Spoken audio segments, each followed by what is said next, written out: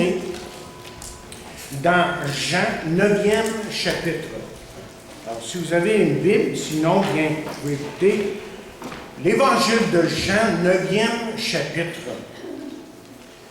Et nous allons lire seulement 3 versets pour le moment. En 9e chapitre de l'Évangile de Jean, verset 1. Et voici ce que nous lisons. Jésus en passant, un homme aveugle, Jésus vit, excusez, en passant, un homme aveugle de naissance. Ses disciples lui posèrent cette question. Rabbi, qui a péché, cet homme ou ses parents, qu'il soit né aveugle? Jésus répondit, ce n'est pas que lui ou ses parents aient péché, mais c'est afin que les œuvres de Dieu soient manifestées en lui. Alors, prions Dieu avant d'aller plus loin. Nous te remercions pour ta parole, Père, encore une fois. Nous te remercions parce que ta parole sait parler à nos cœurs. Elle sait comment nous atteindre, nous rejoindre, là où nous sommes dans la vie. Et nous te remercions que c'est encore de ta part une démonstration de ton amour, mais aussi de ta grâce et de ta miséricorde, comme nous avons dit ce matin. Nous te demandons maintenant de vraiment disposer nos cœurs. Nous voudrions voir Jésus. Nous voudrions que Jésus parle à nos cœurs et qu'il nous emmène à vraiment l'aimer, Père, et à vraiment le connaître. Nous te remercions parce que tu es fidèle pour nous parler encore une fois ce matin. Et c'est pour cela que nous nous présentons devant toi, corps, âme, esprit, au pied de ta croix, afin que tu fasses une œuvre nouvelle dans nos vies. Nous prions dans le nom de Jésus. Amen. Nous allons ce matin examiner ce qu'aucun de nous ne peut éviter. Que vous soyez intelligent, riche, pauvre, marié, seul, bon, religieux ou autre, je vous dirais ce matin que personne ne peut l'éviter, car elle est présente où que vous alliez. Si vous avez des problèmes, si vous avez des conflits avec quelqu'un, aussi le monde autour de vous vous semble bouleversé, que ce soit de loin ou de près. Vous avez fait la rencontre avec ce que j'appelle l'adversité. Et le sujet que j'aimerais partager avec vous ce matin est le suivant. Échec à l'adversité. Alors, examinons notre texte et voyons ensemble ce que la Bible dit sur ce thème. D'abord, nous voyons Jésus ici avec ses disciples à Jérusalem. Et il voit un homme aveugle. Et en voyant cet homme, les disciples lui posent une question qui les hante depuis toujours, depuis longtemps. Ils disent, Rabbi, qui a péché? Cet homme ou ses parents, pour qu'il soit aveugle? Il faut comprendre d'abord que la question est basée, que la question qu'ils ont posée était d'abord basée sur de fausses notions héritées de leurs parents. Savez-vous que dans la vie, c'est un peu comme ça, que c'est souvent le cas, que nos questions démontrent que nous avons acquiescé à certaines notions de vie selon la manière que nous avons été élevés, selon qui nous avons fréquenté, selon ce que nous avons lu ou selon l'enseignement religieux reçu. Et vous remarquerez ici que la question est posée à Jésus. C'est la bonne personne à aller voir, n'est-ce pas? Vous voyez, il y a beaucoup de questions auxquelles seul Jésus peut répondre, auxquelles même seule la parole de Dieu est apte à répondre. Et c'est pour ça que Paul nous dit ceci à un moment donné, lorsqu'il dit « Ne vous conformez pas au siècle présent, mais soyez transformés par le renouvellement de l'intelligence, afin que vous discerniez quelle est la volonté de Dieu, ce qui est bon, agréable et parfait. » Il va ajouter plus loin, « Toute écriture est inspirée par la Bible. Toute écriture est inspirée de Dieu, utile pour enseigner, pour convaincre, pour corriger, pour instruire dans la justice. » Vous savez, la question que les disciples ont posée ici, c'est souvent une question que vous posez, mais peut-être que vous la posez d'une façon différente. Pourquoi est-ce que ça m'arrive? Pourquoi ma sœur est-elle morte du cancer si jeune, ce qui est mon cas? Pourquoi mon fils est-il si rebelle? Comment se fait-il que j'ai perdu mon emploi? Et pourquoi est-ce que j'ai tout perdu? Pourquoi est-ce qu'on a saisi tous mes biens? Regardons ici la réponse de Jésus. J'ai l'impression que cette réponse a dû en surprendre plus qu'un. Et que sa réponse va même nous surprendre. Voyez, on pourrait résumer là, la question des disciples. On pourrait, comme j'ai écrit ici, la question se résume de la façon suivante. Quelle est la source ou les sources de ce que nous vivons dans la vie? Essayons de répondre à cette question et laissons vraiment Dieu nous parler ce matin. D'abord, la première source est évidente, fort évidente dans notre texte. C'est Dieu lui-même. Et la réponse de Jésus révèle une fausse conception parmi les gens de son temps. Chers amis, cette question va faire quelque chose pour nous. Elle va répondre au pourquoi. Jésus répond en disant ceci. Ce n'est pas que lui ou ses parents aient péché, mais c'est afin que les œuvres de Dieu soient manifestées en lui. C'est une autre manière de dire, peut-être, de la part de Jésus à ses disciples que leur façon, que votre façon de voir les choses est trop étroite, qu'ils avaient besoin de d'autres options pour répondre à cette question extrêmement importante dans leur vie. Et vous savez, chers amis, lorsqu'on touche un sujet tel que l'adversité, il faut absolument aller au-delà de nous-mêmes. Sinon, on se fait prendre dans l'étreinte de la culpabilité. On se sent trop coupable. Et ça peut aussi affecter notre façon de comprendre la souffrance en général dans nos vies et dans la vie des autres. La réponse de Jésus est étonnante parce qu'elle implique un but dans l'adversité. Effectivement, il y avait un but dans l'aveuglement de cet homme ici. Les disciples étaient certains que cet homme était aveugle à cause du péché de quelqu'un, de quelque chose. Mais était-ce le cas? Et Jésus leur fait savoir ici que son aveuglement n'a rien à voir avec lui-même ou avec quelqu'un d'autre, mais avec Dieu lui-même. Et je veux vous laisser savoir que l'implication des paroles de Jésus ici est énorme. Est-il possible que Dieu soit l'instigateur de certaines adversités? Et c'est une réponse qui allait à l'encontre, évidemment, des notions véhiculées du temps de Jésus. Et il est fort possible que ça va à l'encontre de la façon que vous comprenez les choses, que vous pensez de Dieu. Quoi qu'il en soit, si ce que je vous avance ce matin est vrai, cela va certainement à l'encontre de l'évangile de ce qu'on appelle aujourd'hui la prospérité que certains prêchent.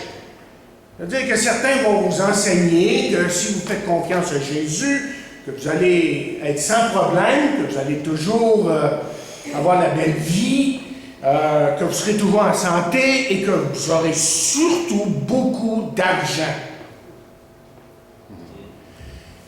Mais laissez-moi vous dire que Dieu était derrière l'aveuglement de cet homme et heureusement que ce n'est pas la seule place où on trouve cet exemple dans la parole de Dieu, dans la Bible. Paul, lui, nous montre que Dieu était derrière certaines adversités dans sa vie. Et on sait que l'apôtre Paul était un grand homme de Dieu. Comment pouvait-il avoir des adversités dans sa vie? Mais voici ce qu'il écrit. Il dit, « Et pour que je ne sois pas empli d'orgueil à cause de l'excellence de ces révélations, il m'a été mise une écharpe dans la chair, une ange de Satan pour me souffleter et m'empêcher de m'enorgueillir. » Certains diront que c'est un messager de Satan, autrement dit que c'est Satan qui a été la cause de son écharpe. Mais voyez avec moi le but de cette adversité, parce qu'il dit au verset 7, pour me souffleter et m'empêcher de m'enorgueillir. Et on sait tous, la plupart de vous, vous savez que Satan est tombé lui-même dans l'orgueil. Et je ne pense pas qu'il soit maintenant dans l'industrie de l'humilité. Pas sa job. Au contraire, il veut que l'homme, et tout ce qu'on voit aujourd'hui, je regardais des vidéos là, cette semaine avec ma femme, j'ai dit, c'est incroyable ce qu'on dit, ce qu'on véhicule. Au contraire, ce que Satan veut, lui, c'est que l'homme s'exalte au point de se prendre pour Dieu, comme Satan a voulu lui-même le faire. Dieu a voulu évidemment que Paul demeure humble. Il a voulu que Paul demeure humble afin d'accomplir le ministère qu'il faisait à travers lui. Et quelle était exactement cette écharpe? J'ai entendu toutes sortes de choses, mais en réalité, la réponse est simple. La réponse est que personne ne le sait vraiment. Mais ce qu'on sait vraiment, c'est que Dieu a été capable, à cause de ce problème dans sa vie, peut-être une question de santé, peut-être autre chose, comme certains nous suggèrent, mais que Dieu a été capable de vraiment accomplir ce qu'il voulait dans sa vie. Il se peut que je suscite en vous toutes sortes de questions. OK? Mais restez avec moi parce qu'on va continuer. Laissons la parole de Dieu elle-même répondre à nos questions. Et elle répond, la parole de Dieu. Parce que la deuxième source pour les difficultés de la vie ont tout à fait à faire, ou a tout à fait à faire avec nos choix. Ça, c'est la deuxième source des difficultés de la vie. Effectivement, Dieu n'est pas la seule source de nos adversités.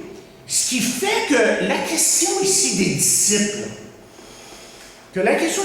présupposait quelque chose qui n'était pas complètement faux. Soyons honnêtes. Très souvent, la source de notre adversité, quand on est troublé, que ça ne va pas dans notre vie, là, mais cette adversité est directement liée à nos choix. Et c'est pour ça que Jacques, plutôt, et Paul en parle sûrement de d'autres façons, mais Jacques, dans son épître, va dire ceci, il va dire, mais chacun est tenté quand il est attiré et amorcé par sa propre convoitise. Puis la convoitise, lorsqu'elle a conçu, enfante le péché, et le péché étant consommé, produit la mort. Et on sait, je pense que peut-être que vous êtes assez mature pour savoir que le péché apporte avec lui toutes sortes de conséquences. Et ça, souvent, d'une façon très subtile. C'est pas si évident que ça. Mais par exemple, le péché tue les relations entre les gens. Il fait mourir l'estime de soi, qui est selon notre identité en Christ, ou selon ce que nous sommes devenus depuis que Jésus est devenu notre Sauveur et Seigneur. Et le péché, lui, dans nos vies, bien, il tue très souvent toute ambition, maîtrise de soi et discipline personnelle.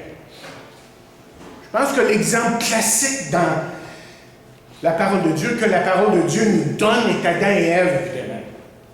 C'est un exemple de ce qui arrive, là, justement, lorsque le péché s'introduit dans la vie d'un individu. Et je prends pour acquis que vous connaissez bien l'histoire.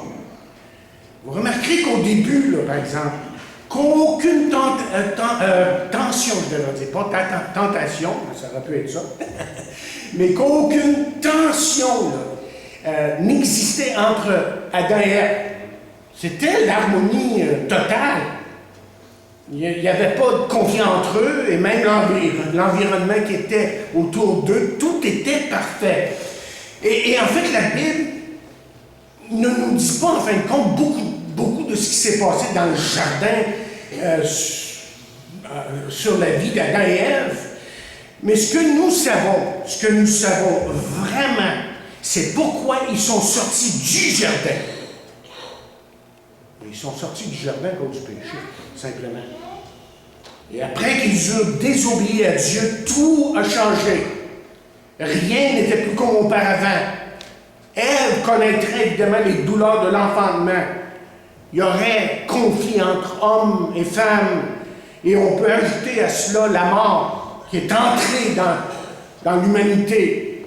Et que la mort apporte avec lui, évidemment, toutes sortes avec elle toutes sortes de conséquences telles que la crainte, la tristesse, le doute et l'insécurité. Et tout ça fait partie du scénario du péché qui rentre dans le monde, qui rentre dans nos vies. Donc la Bible, ce qu'elle fait, c'est qu'elle nous montre clairement qu'il y a une forte relation entre le péché et l'adversité. Et en particulier, le récit d'Adam et Ève répond à plusieurs questions que les gens se posent aujourd'hui. D'abord, vous voyez, Dieu n'a jamais voulu que l'homme subisse toute l'adversité et la tristesse apportée par le péché du premier homme. C'est Charles Stanley qui écrit ceci. Il dit, la mort n'était pas dans le plan original de Dieu. La mort n'est qu'une interruption. Et elle est autant l'ennemi de Dieu que celui de l'homme. La maladie et la souffrance ne sont pas des amis de Dieu. Lors de son ministère, Jésus a abondamment démontré cette vérité. Il guérit les malades, car vous voyez, la maladie est comme un voleur qui est venu dans la rue. Elle n'a pas sa place dans le monde. Fin de citation. Écoutez, la mort, la maladie, la famine, les tremblements de terre et les guerres n'ont jamais fait partie réellement du plan original de Dieu, bien que toutes ces choses-là font partie de notre réalité. Alors, la question qui se pose, évidemment, c'est celle-ci, tout simplement. Il y en a peut-être plus qu'une. Est-ce que Dieu lui aurait perdu le contrôle? Nous a-t-il tout simplement abandonnés? Se peut-il qu'il ne soit plus, comme on a dit la semaine dernière, un bon Dieu? Absolument pas. Notre réalité aujourd'hui a été créée par le péché d'Adam et Ève. Et puisque c'est le cas, selon la Bible, évidemment, c'est clair, l'adversité en est le résultat. Et Charles Stanley continue en écrivant ce qui suit. Il dit, la bonté de Dieu ne se mesure pas par le bien ou le mal qui existe maintenant dans le monde. Si on doit remettre en question sa bonté, qu'on le fasse en rapport avec son plan original et plan ultime. Et quel est le plan ultime de Dieu? À quoi est-ce que Dieu va en venir, autrement dit, avec tout ce qui se passe autour de nous, là? Qu'est-ce que Dieu va faire exactement? Est-ce qu'il va atteindre ses buts, ses objectifs? Écoutez ce que la Bible dit. Elle dit, et j'entendis du trône une forte voix qui disait, voici le tabernacle de Dieu avec les hommes. Il habitera avec eux, ils seront son peuple, et Dieu lui-même sera avec eux. Il essuiera toute larme de leurs yeux, et la mort ne sera plus. Il n'y aura plus ni deuil, ni cri, ni douleur, car les premières choses ont disparu. Voyez, c'est Dieu lui-même, autrement dit, qui va essuyer toutes les larmes. C'est ce que la Bible nous enseigne. C'est ce que la Bible nous dit. Et c'est lui qui va ultimement, là, c'est Dieu qui va se débarrasser définitivement de la mort, des pleurs, de la souffrance et de la tristesse. Et ça, c'est l'espoir que nous avons en tant que chrétiens. Et pourquoi est-ce qu'il va faire tout ça? Pourquoi est-ce qu'il va faire tout ça? Tout simplement parce que c'est un Dieu qui est fidèle. Il est fidèle à sa parole, il est juste et il est bon, effectivement. Et comment va-t-il le faire? Moi, je suggère tout simplement qu'il va le faire par la puissance de sa parole. Dieu a parlé au début que la lumière soit, et quand Dieu va parler à nouveau, ça va se produire. Amen. Parce que Dieu est le souverain de l'univers et rien ne peut l'empêcher de faire ces choses. En tout cas, on peut dire une chose, que l'adversité que le péché apporte avec lui, je pense qu'on peut dire, a besoin de très peu de soutien biblique. L'adversité apporte le péché et toutes sortes de craintes et toutes sortes de choses qui sont négatives, évidemment.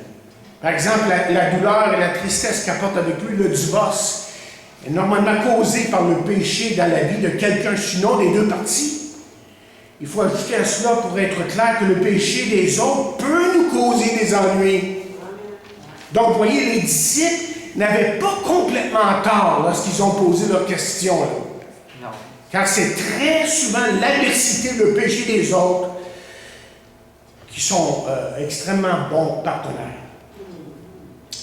On nous raconte justement qu'une mère, un jour, est allée voir un pasteur en se plaignant que son garçon se tenait avec des voyous. Et là, elle a expliqué de long à large que depuis qu'il était avec ses garçons, il s'était endurci et avait développé une très mauvaise attitude envers toute autorité.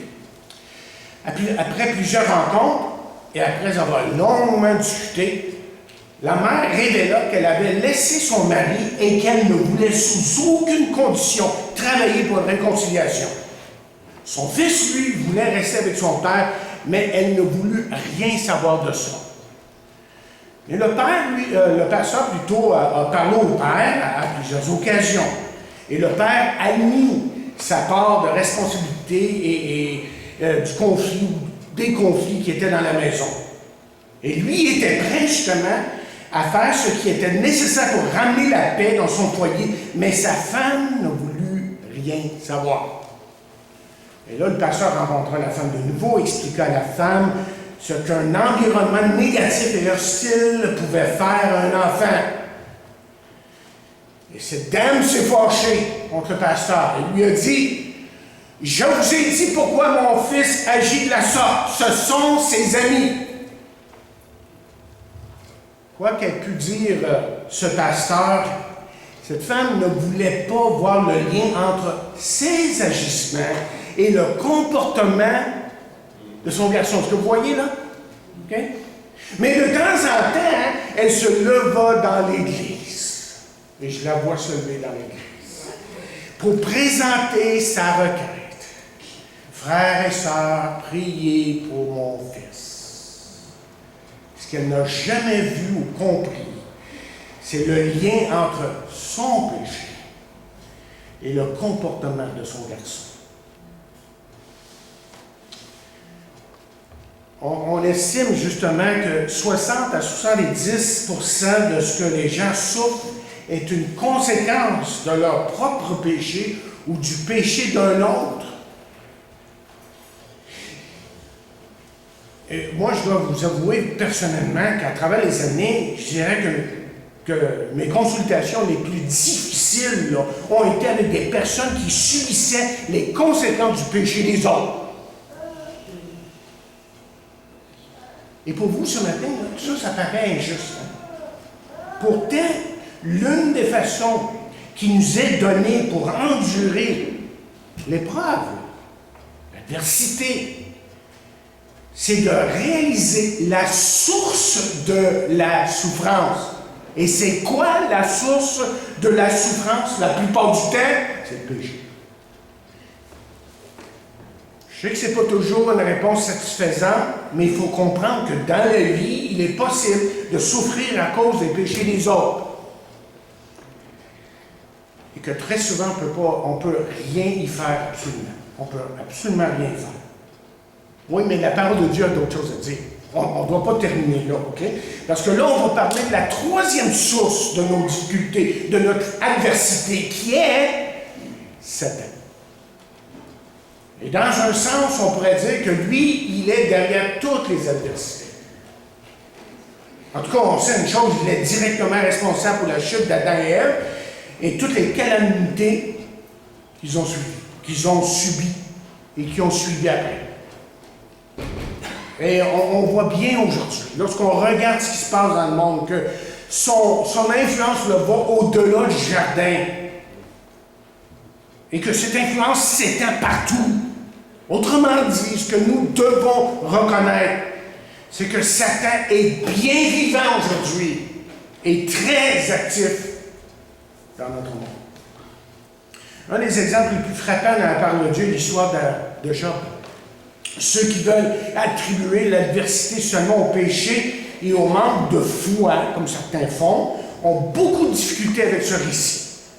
Certains diront que les problèmes de Job, et vous connaissez l'histoire de Job, je pense, sont attribuables au péché même de ses enfants.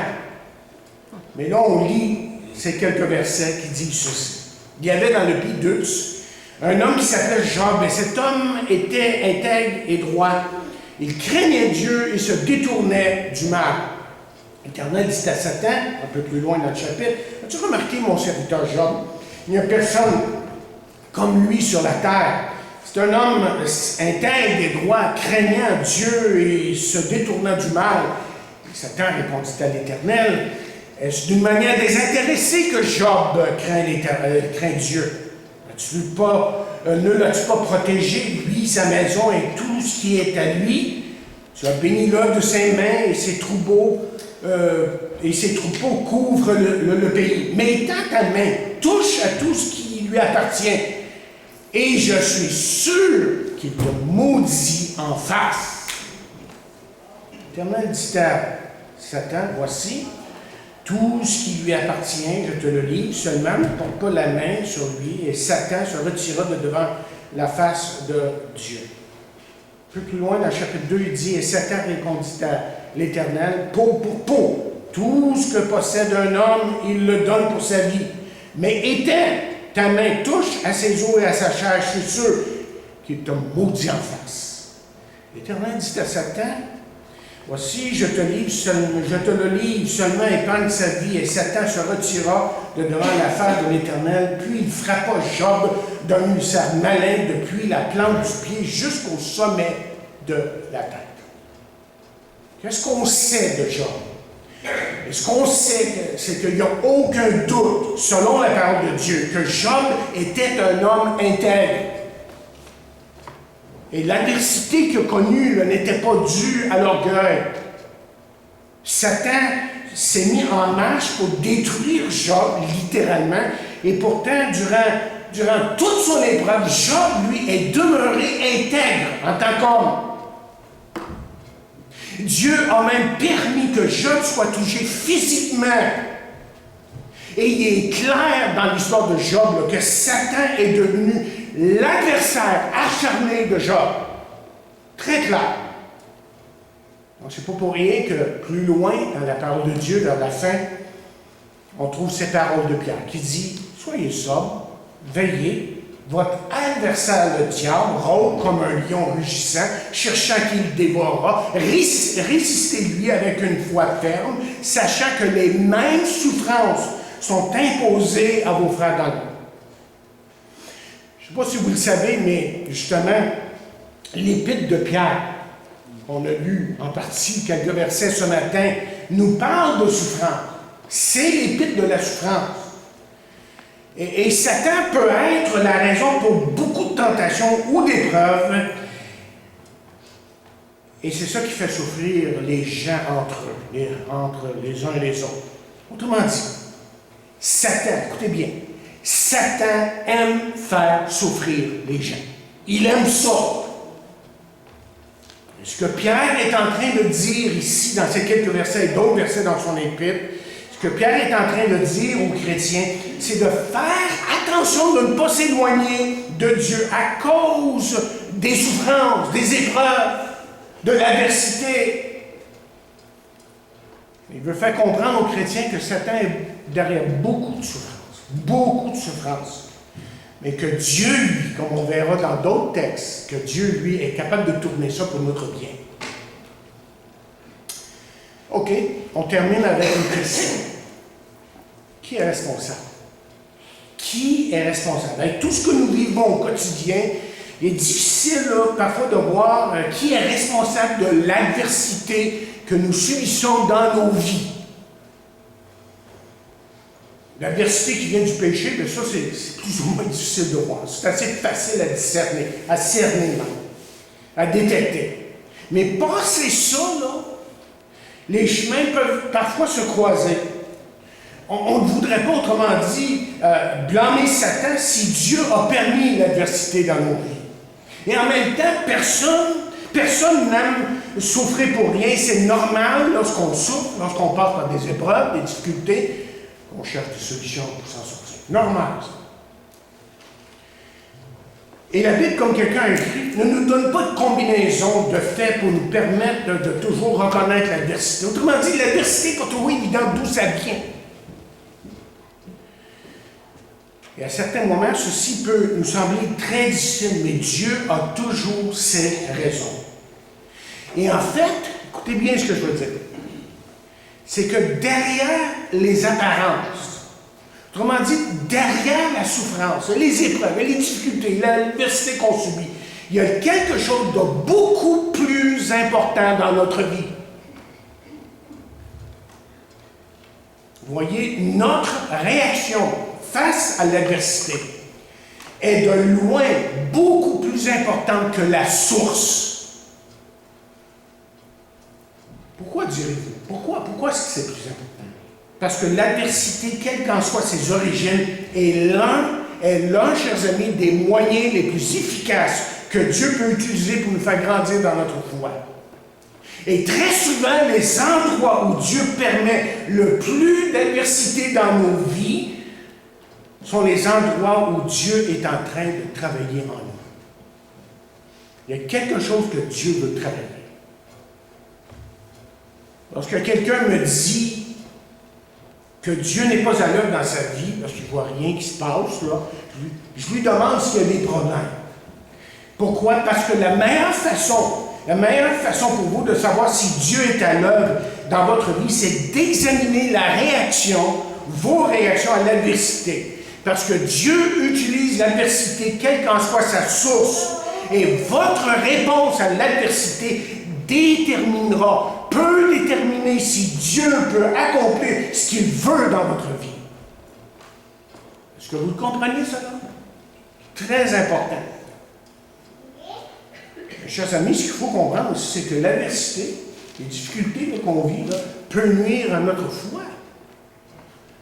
Si vous avez autrement dit la mauvaise réaction, la semaine dernière, on parlait d'attitude, justement, que la vie est une question d'attitude. Bien, si vous avez la mauvaise réaction face à l'adversité, votre foi peut en prendre tout un coup. Et il semble que certains ne s'en remettent jamais. Vous aimeriez, autrement dit, savoir qui. Mais la question la plus importante ce matin, c'est comment vais-je réagir à cette adversité dans ma vie? Ça, c'est important. Vous voyez, si vous passez votre temps à chercher qui et pourquoi, il y a de fortes chances que c'est les seules questions que vous posez. Il y a de fortes chances que vous manquiez les leçons que Dieu veut vous montrer à travers l'adversité. Si vous concentrez, autrement dit, vos efforts sur qui et pourquoi, vous arriverez, moi je dirais que vous arriverez à ce point dans votre vie où vous n'aurez rien appris de votre expérience et les questions de qui et de pourquoi vont rester sans réponse. Alors imaginez la confusion. Et c'est pas pour rien qu'il y a des chrétiens qui s'éloignent de Dieu à certains moments, qui perdent la joie de leur salut.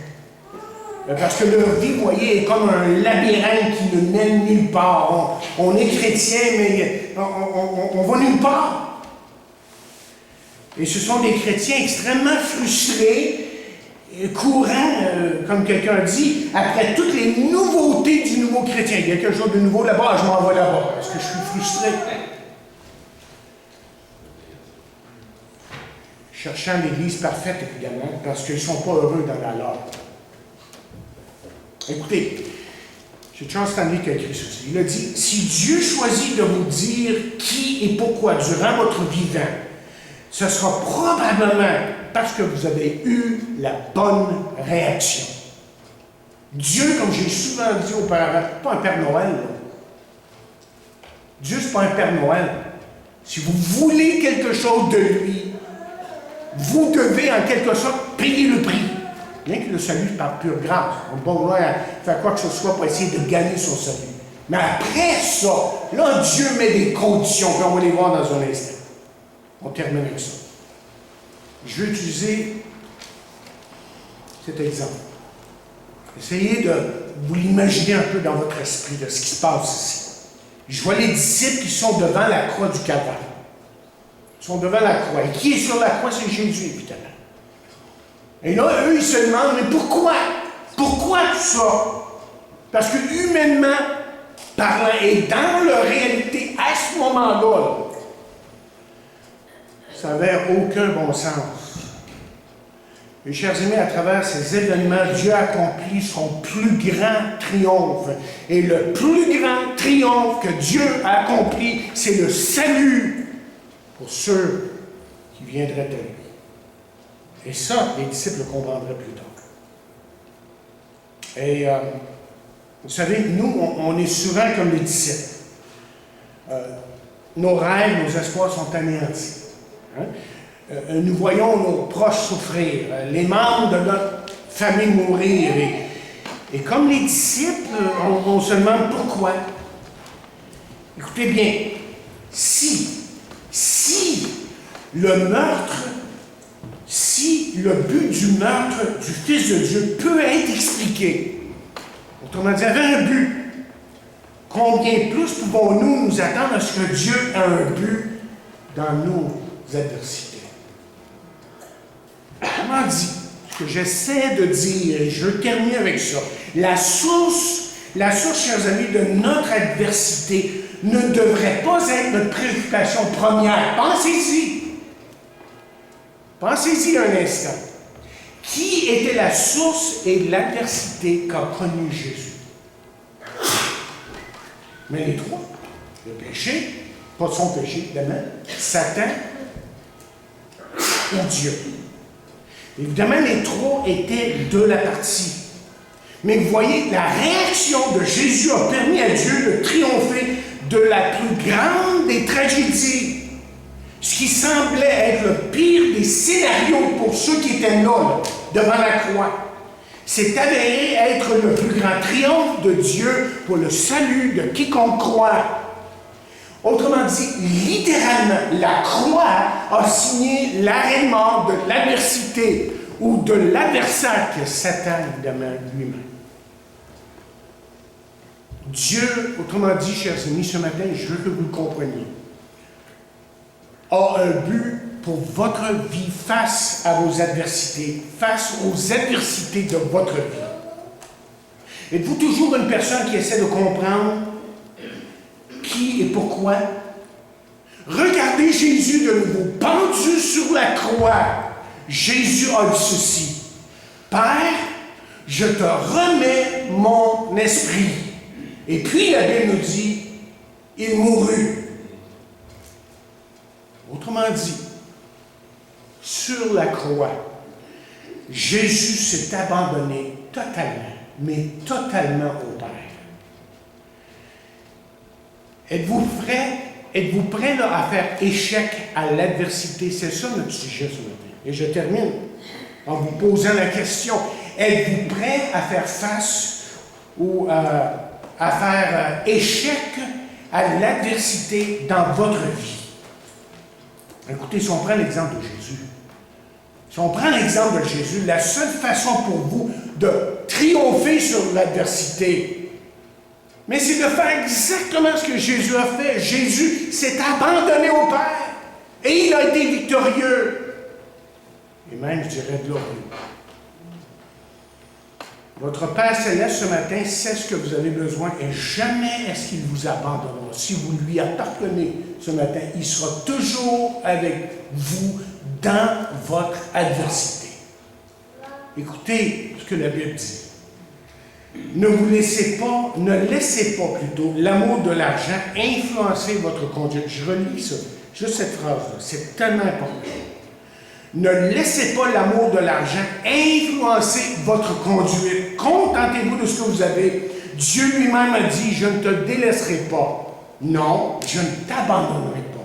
Aussi pouvons-nous dire avec assurance, c'est l'assurance que j'ai, parce que ce matin, je suis un enfant de Dieu. Je sais que Jésus est mon Sauveur et Seigneur.